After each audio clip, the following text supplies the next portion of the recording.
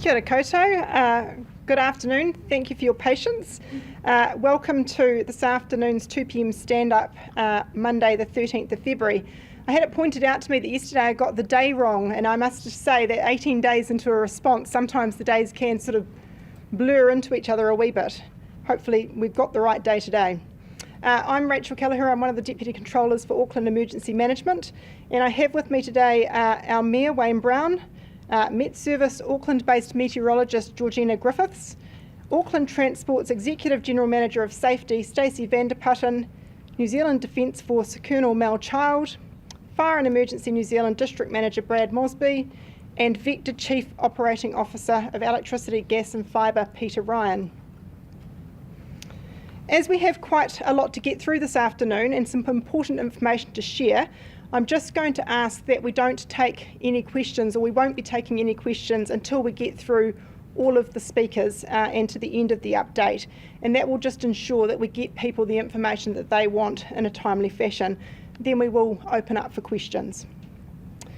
So starting with today's update, so Cyclone Gabrielle has not failed to keep us busy throughout the day, and we're continuing to work closely with the teams at Auckland Council, the Mayoral Office and our partner agencies to prepare and respond accordingly. I'm going to start, like I usually do, with inviting Georgina Griffiths, our MetService meteorologist, to now give an update on Cyclone Gabrielle and share a bit about how it's behaving and what we can expect over the next coming hours, days. Thanks, Georgina. So hello Auckland, how are we going? We're about halfway through. We've had, as expected, the wind impacts. A lot of power out overnight yesterday and today with those easterly gales. Now that wind has favoured obviously Great Barrier Island particularly, but also the north and east of New Zealand. So we're in a wee bit of a break or a pause at the moment for wind. But we want to start focusing on this afternoon's rainfall. It's round 2, weather impact number 2. At the moment, the rainfall totals that we've seen in the last day and a half have just done their job of making everything nice and soggy again in Auckland, but no real impacts yet seen. Now what we are monitoring is a line of heavier rainfall, so downpour type rain rates, those high intensity rain rates, that is currently sitting off the west coast of Auckland. We expect that some of those heavier falls start to roll back into Auckland later this afternoon, this evening and tonight. And that is why we still have a red heavy rain warning in force. Now, we do not expect everyone to see the high intensity falls. It will be parts of Auckland or pockets of Auckland likely to see those heavier totals, heavier rain rates. If you see some heavier rain rates, Auckland, unfortunately, because we're so saturated, we would expect to see some localised impacts of flooding or slips. Particularly the slips. I think exacerbating the slips is something that, given our saturated region, we expect to see. But not everyone will see it, and if you wake up tomorrow and the rain is stopped, which we're looking forward to, and you haven't had those flooding or slip impacts, well done. But just remember, some parts of Auckland may not be as lucky as you were. For everybody though, we expect the wind to come back and from a different direction. So we're in a wee bit of a pause now as the wind is turning. I will note that Great Barrier Island may not see any pause because they're very close to Cyclone Gabriel right now. It's expected to track very close to the island, just east of the island tonight. So Barrier's in for a hard night. But the rest of Auckland, it's about the wind, the southwest gales returning overnight and tomorrow. And I think parts of Auckland that have not yet seen damaging or challenging wind conditions are likely to see a period of severe southwest gales tomorrow. Lastly, I will touch on the 2 a.m. high tide that's coming in overnight. A storm surge is still likely for eastern Auckland, parts of the east coast, but given that Gabrielle is just east of the barrier, these effects are slightly lesser than what I was expecting yesterday. I would say that it's still eyes on at around 2 a.m. high tide, because that is when we will, if we were to see impacts from coastal inundation or more likely swell and waves helping bring that high tide up and over, that is when we will see it. We have lower confidence on the impacts of that coastal storm surge, and while we might be able to pin down the timing, it is a marginal one, and we will expect to, act prepared, hope for the best. Thank you. Thanks, Georgina. I'd now like to invite our Mayor Wayne Brown to say a few words. Thank you, Mayor.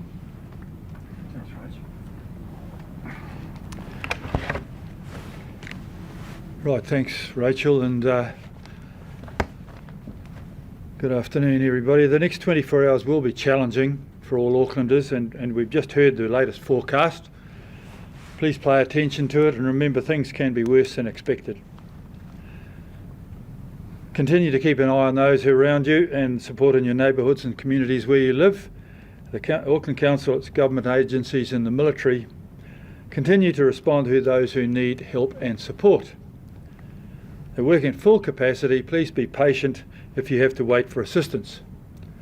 The staff at the Emergency Management Centres have been on the job for several days and nights now, and I can't thank them enough for their huge effort. Please stay calm. Panicking will only add to danger and uncertainty, making it harder to get through the next 36 hours. As long as it's safe, stay at home. You'll be notified when the danger is past and it's safe to go out, and the best and most up-to-date information continues to be at the websites that Rachel will detail, aem.org.nz. If your home's flooded, you must evacuate immediately. If you've got nowhere to go to the nearest evacuation centre, and if you cannot evacuate and life is at risk, call 111. The Prime Minister, Mr Hipkins, has assured me that the government will help and support the people of Auckland to get through the storm and beyond. Going to be a hard night and a very difficult week, and for many the recovery will be long. But together Aucklanders are strong. By supporting each other, we will get through the cyclone and stay safe, Aucklanders. Now I know that she said we're going to have no questions until the end, but I can take two, but I've got to go off to a drainage solution where my engineering expertise has been called upon, so I do have to buzz off to one, so I'll take two if anyone's got them, otherwise I'm off to do drains. Mr Mayor, can you explain what expertise you'll be taking to the drainage experts? Well, I'm an engineer and in this field, and you'll recall that Christchurch I led one of the teams of inspectors and everything else, so this is the repairs and upgrades and the avoidings of these things is my background. And you'll be offering what? Well, I think support and understanding. It's good to have, I've worked also with our geological engineers that are employed by Council. We both agree on a lot of the solutions and causes, and I think the technical people are pleased to have a technically minded mayor with them. Okay? Another one? Yes, sir? Mr Mayor, are you putting out emergency messages in multiple languages for communities who don't speak English? Well, I'm not personally, but I'm sure we are. I think that's covered pretty well, and I think that those sorts of questions will be answered by Rachel. But thanks very much. Cheers, and thanks for coming, team. Bye. I can perhaps touch on that question a little bit later on when we get to the end of the briefing. So as you've heard, we expect the impacts of Cyclone Gabrielle to get, unfortunately, a wee bit worse before they get better, and it's not the time to be complacent. We're not quite out of the woods yet.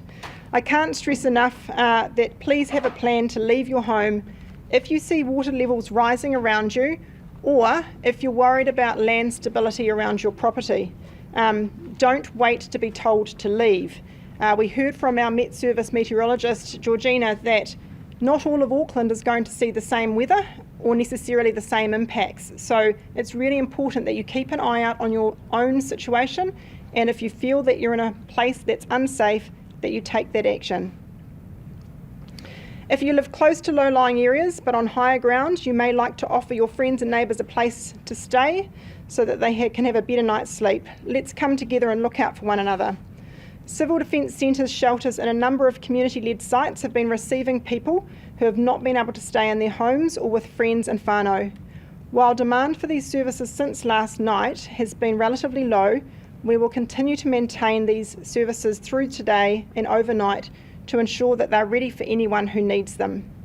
A reminder just that you can find the locations of the Civil Defence Centres and shelters on our Auckland Emergency Management website, aem.org.nz, as well as a number of community-led shelters that have been stood up. The Auckland City Mission has been mobilised to provide shelter for people experiencing homelessness, and there are a range of people working together to make sure that everyone has access to a warm, dry place to shelter throughout whatever weather we experience in the next 36 hours. A big thank you to everybody for their mahi. I'm now going to hand over to Fire and Emergency District Manager Brad Mosby to give an update on the demand for their services so far and to reiterate what you can do to keep yourself safe. Thanks.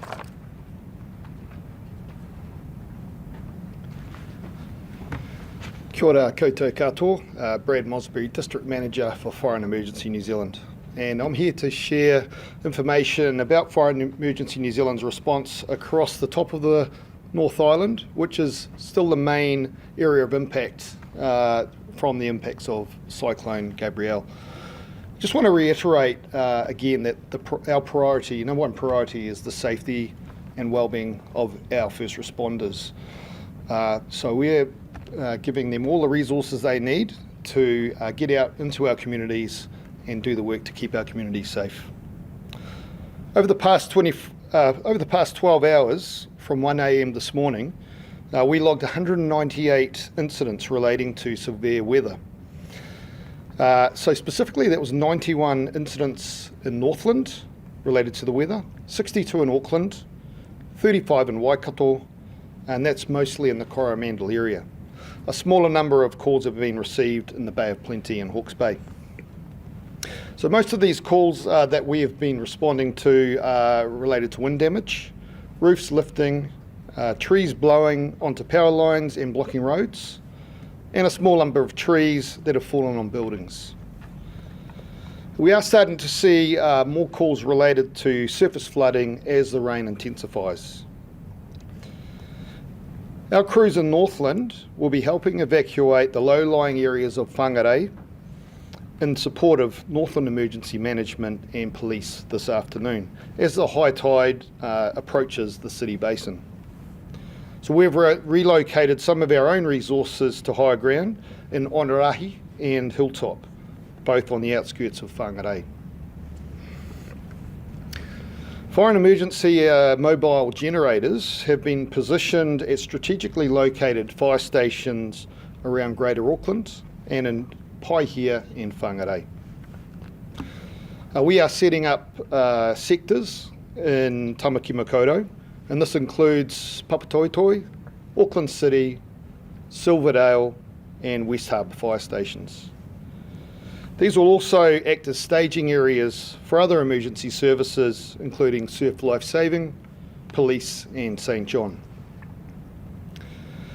We've also been in touch with Great Barrier Island, where we have a senior member of our fire and emergency team there to provide us any situational awareness as the storm progresses over there. I want to give confidence to our communities that fire and emergency has the capability to respond across Auckland and in all regions that are affected by the storm. Our crews and our communication centre staff are ready. Our regional coordination centre is fully activated, and that is being mirrored in other regions and nationally. We are working in close liaison with our emergency service partners, with emergency management in each region, and as well as the New Zealand Defence Force. We are expecting the numbers of 111 calls to go up steeply through the day, through overnight and into tomorrow. So an important information for our community and a message is, please help us get to the people who need us the most. Only call 111 if life is at risk. And for example, if you or others are trapped, you need rescuing, there is a fire, if there is a landslide, if you need to evacuate and you can't get out safely by yourself. We will always give priority to calls where life and safety is at risk. So please keep our 111 phone lines free for the people who need us urgently. Kia ora.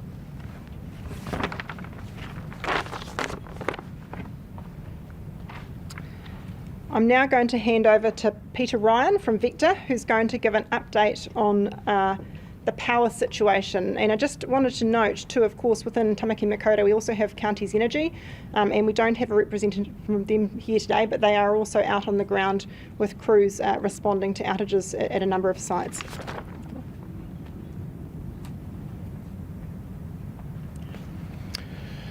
Kia ora everyone.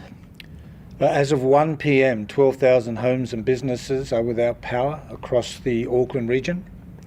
Thousands more have been restored, but as we get power on in some areas, we are seeing more outages occur, and so we expect to see this number fluctuate throughout today and tomorrow.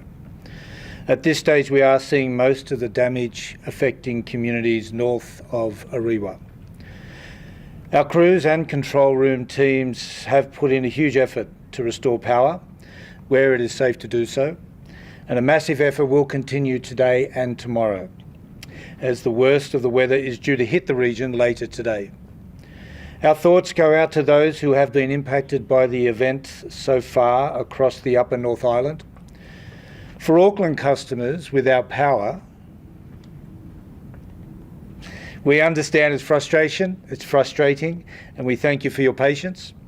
Our teams are doing their best to get to you as quickly and as safely as we can, and they are highly motivated to get customers back up and running.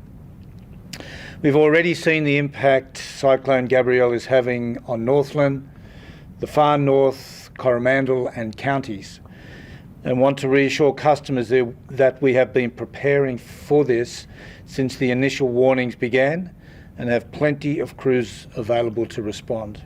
We are dealing with conditions that are extremely challenging following the bad weather throughout January, where saturated soils are leading to trees coming down easily in high winds. The teams in the field are facing difficult conditions, which means some of our repair work may take longer than usual. For example, near Warkworth, we needed to organise an excavator to reach 4 damaged poles that our trucks are unable to get close to.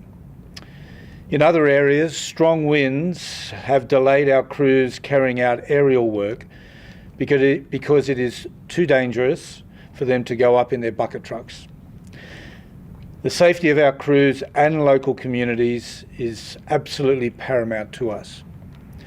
We are communicating with customers through a range of channels, including directly, social media, and of course media.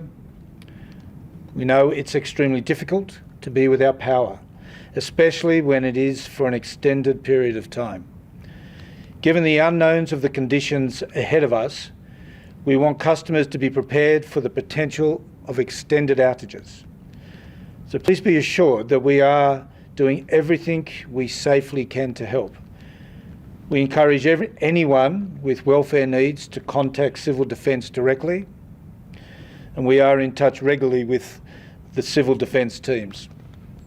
Finally, please remember to stay well clear of fallen power lines or damaged electrical equipment, and to treat them as live at all times. If you or someone in your household is using medical equipment that relies on electricity, let your retailer know, for example Mercury, Genesis, Contact, if you lose power. If there is an immediate health threat, please contact your health provider or call 111. Thank you.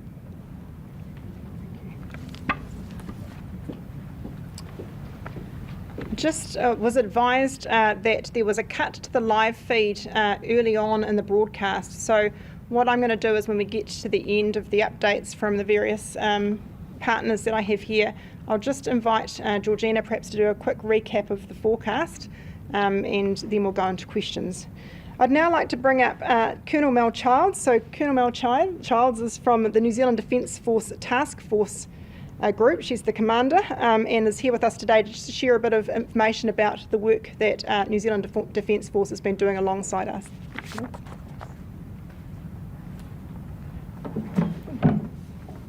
Tēnā koutou katoa.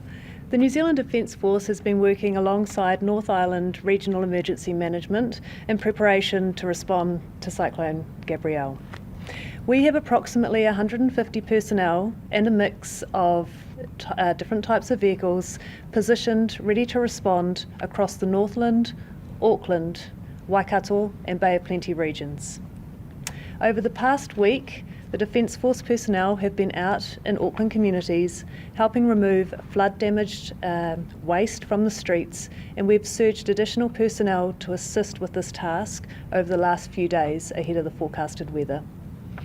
In the past 24 hours, our personnel have been assisting in the establishment of the civil defence centres and shelters across Auckland, delivering more than 50 pallets of emergency supplies, things like blankets, sleeping bags, warm clothes and mattresses. We also have New Zealand Defence Force liaison officers at all of the Auckland Civil Defence Centres. Your Defence Force is ready to respond in partnership with the lead emergency management agencies, so please take heed of the advice of those agencies. And kia tūpato. Stay safe.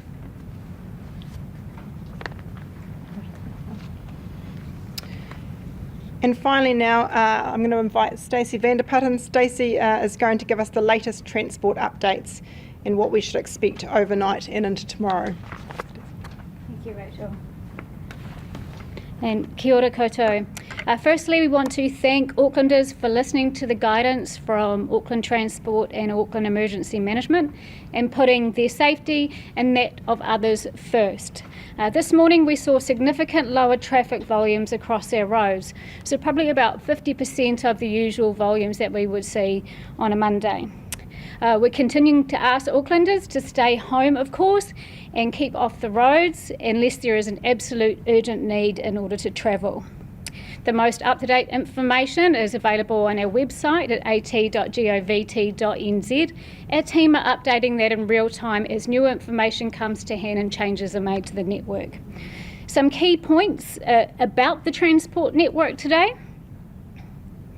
KiwiRail has extended its suspension of all passenger train services in Auckland until at least midday Tuesday. In terms of that, we are currently working and putting rail replacement buses on an hourly frequency across the network from 3 p.m. today. That's in the final stages of being finalised. There is a number of bus replacements already in process on those planned rail network renewal works we already had running, and they are on the Newmarket to Otahuhu line and on the Onehunga line that are already currently in play. We do encourage people, particularly those that work in our essential services that need to get to work on time, to look at the options available to them through the AT mobile app, because with an hour frequency there may be other bus options for you that are more usable. Scheduled bus services are running. There may be some delays and detours and cancellations across the network depending on the evolving weather conditions. For schools which are open today, we do have bus services running, and we will be prioritising that through tomorrow morning as well. So in terms of ferries, ferry services are significantly disrupted by current weather conditions, with some limited services running at the moment, with cancellations in place for Gulf Harbour, Pine Harbour and the Rakino services. All ferry services will be finishing early tonight, as conditions are expected to worsen on the Waitemata Harbour. For example, the last ferry for Devonport tonight will be 5 p.m, so we do encourage anybody that's planning to take ferries to make sure you go to the website and check when those last sailings are. In terms of roads and areas to avoid, please keep a lookout for debris and fallen trees on the road, and always drive to the conditions if you are needing to be out there. And please avoid coastal roads today because of the high risk presented by the storm surges. We also ask Aucklanders to be prepared for road closures. Specific areas again to avoid if flooding should occur are the Wairau Valley, Tamaki Drive, Fanshawe Street around Victoria Park and Fred Thomas Drive. There are many more, and they are listed out on our website. As we have said previously, in terms of be prepared for this event, we've had a lot of people out and about on our network making sure things are well prepared in those existing flood damaged areas from the weeks past. We have a lot of people on standby ready in order to be able to help in terms of cleaning up slips and helping with flood damage as the situation evolves. We encourage the public, of course, to respect those current road closures and the signage and detours that are in place. They are there for your safety. And so just reiterating that for all that real-time travel information, go to at.govt.nz. There is a banner at the top of the page that will link everybody to the right information that's constantly updated by the team. Thank you and stay safe. Thanks, Stacey. So as Stacey explained, we're asking people to avoid any non-essential travel. However, if you are an essential worker working in areas such as healthcare, it's important that you are guided by your employer. Our community needs essential services to be maintained, and workers in essential services should come to work as directed by their employers if it's safe for them to do so. Our health services in Metro Auckland area are running business as usual, and people should attend appointments unless they are contacted to advise of a delay. And just one last thing from me, please do not put any further flood damaged items or rubbish bins out on the curbside for collection today or tomorrow. These can become hazardous during periods of heavy rain and winds, and collections have been paused for today and tomorrow. If you see your neighbours putting their bins out, or if their bin is already out, then please let them know, or perhaps help them out by pulling them back in. I'd just like to conclude by thanking all of the members of the media who have been working incredibly hard to keep our communities informed. We really appreciate those efforts, and we need your help as well. You all play a key role in keeping people safe, so thank you to you. I'm now going to just get Georgina back up again to just give a quick overview of the weather for those that might have missed it earlier in the broadcast, and then we'll open up for questions. Round two. I'll try and take it slowly and from the top because I'm not sure where we cut out. Okay, so Cyclone Gabriel, very deep low. She looks really beautiful on the satellite picture, but she does pack a punch. Central pressures are really low, very, very deep low, and it is forecast, and it's behaving quite well, and forecast to slide just past to the east of Great Barrier Island tonight and heading towards East Cape tomorrow. Now, as expected in Auckland, wind was our top problem, and it was. We had a lot of power outages, as you've heard. We got gusts 160 kilometres an hour at Great Barrier Island. It's still very windy out there at the moment because Cyclone Gabriel is tracking closer to the island as we speak. Great Barrier Island also saw significant volumes of rainfall overnight. The rest of the region had a windy Sunday and also overnight period, and mainland Auckland saw gusts 110 to 130 kilometres an hour, which is a large number for Auckland and has caused problems. Talking about rainfall, yesterday's rainfall and this morning's rainfall, just the precursor, just making Auckland nice and soggy again, right up to saturation, ready for this afternoon. Now we remain on red heavy rain warning for Auckland until 3 a.m. Tuesday.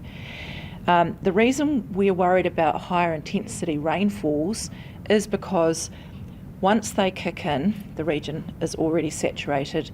Expect pockets of 25 to 40 millimetres an hour from any time this afternoon, from 3 p.m. or so through till 3 a.m. So this afternoon, evening and tonight, some areas, but not all areas of Auckland, the mainland, should expect those high intensity falls. And given our saturation, localised flooding and or slips are expected. However, once the rain finishes, depends on where you are in the region, it might be midnight out west, but 3 a.m. elsewhere. That's it for the rain for Auckland, which is good news. There's light on that horizon.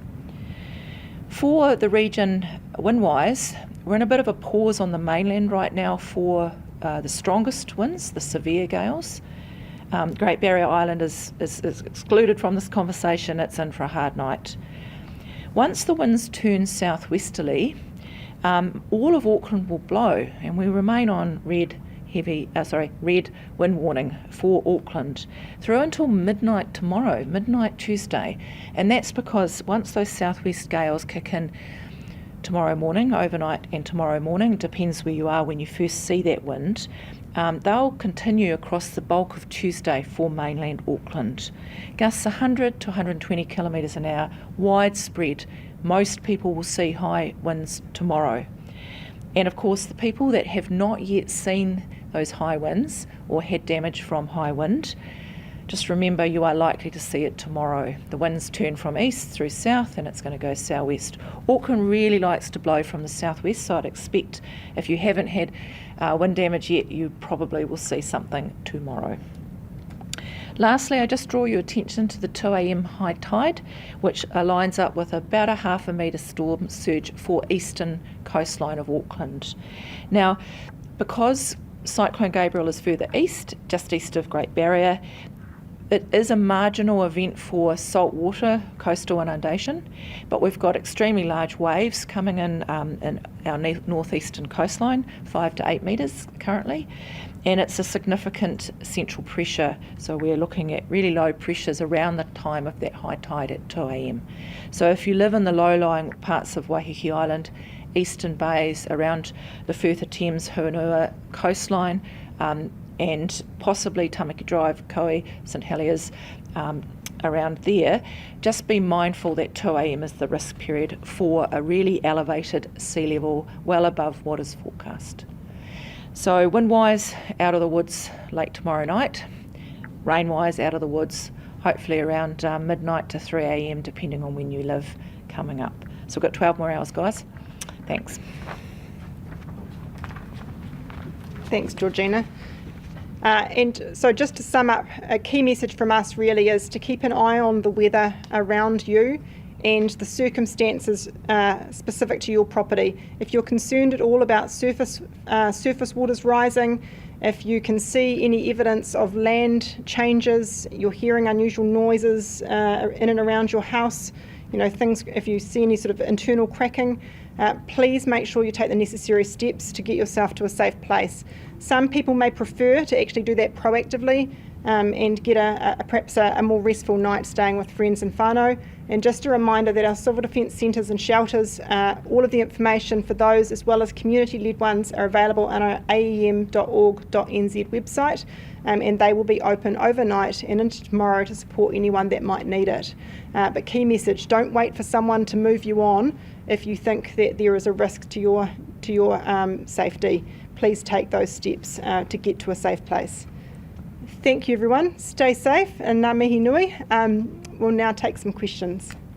People have got one. We've been speaking to a few people in Kirikiri region, for example. They have their house damaged yesterday and trees falling onto it. And one of the things they say that's come on is they're not sure where to look for help in the area. They haven't been having this contact with civil defence and the emergency service up there. What are the best ways for them to contact?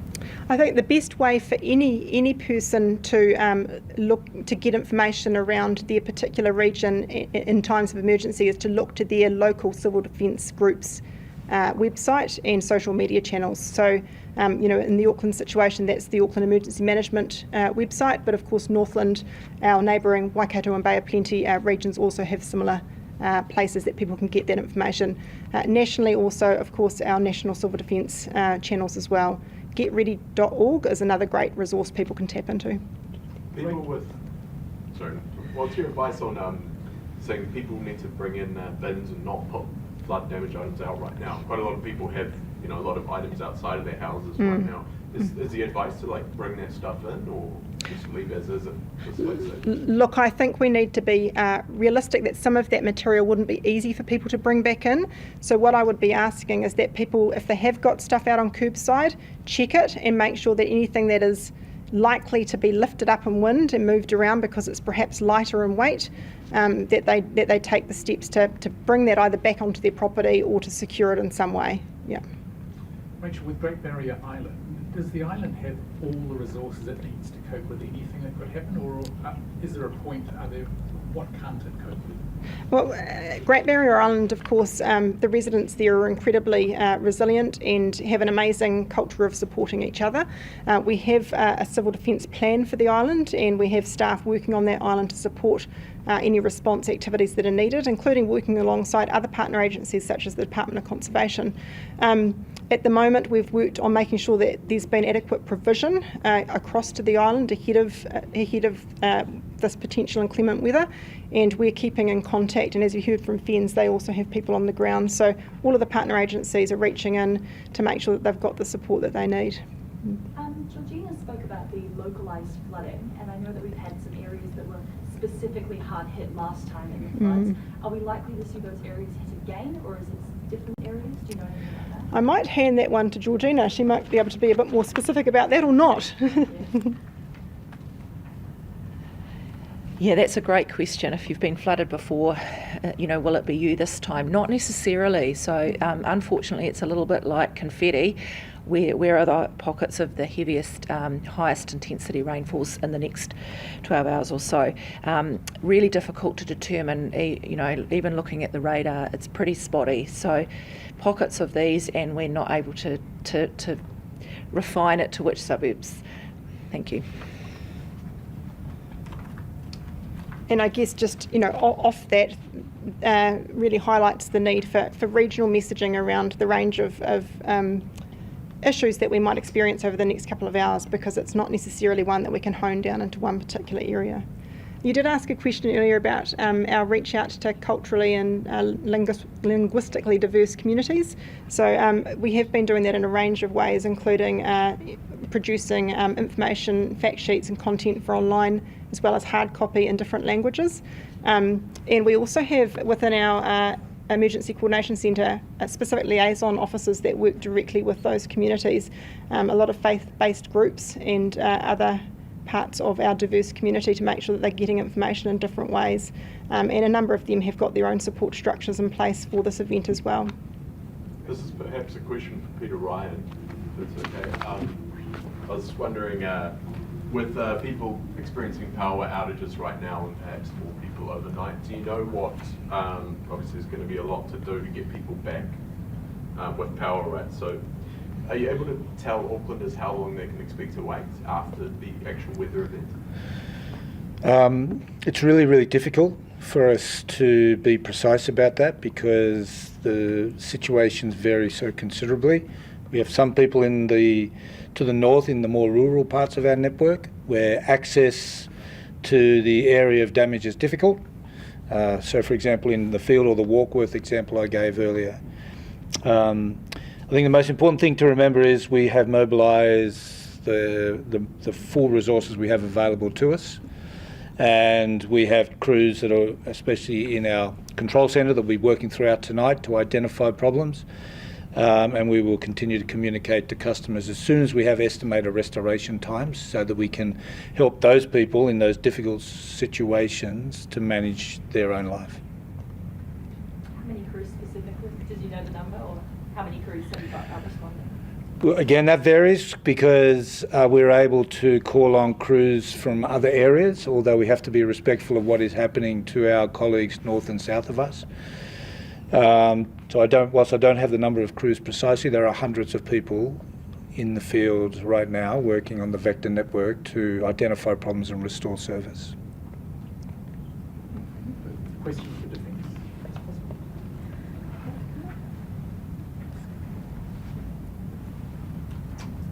I don't know if you've got the numbers. Can you give us a tally of what equipment and resources you've got on the ground? And is there another level? What's the next stage if things get even worse? Yes, I can give you approximate numbers of what we've got in different regions. So in Whangarei we've got 7 people and 3 what we call Unimog vehicles, heavy vehicles. We have the 10 liaison officers and the approximate 100 personnel in the Auckland region, together with 4 of those particular heavy vehicles and a range of other vans and utes, etc. We also have an NH90 helicopter located here in Auckland with a crew in anticipation of requests that may come through.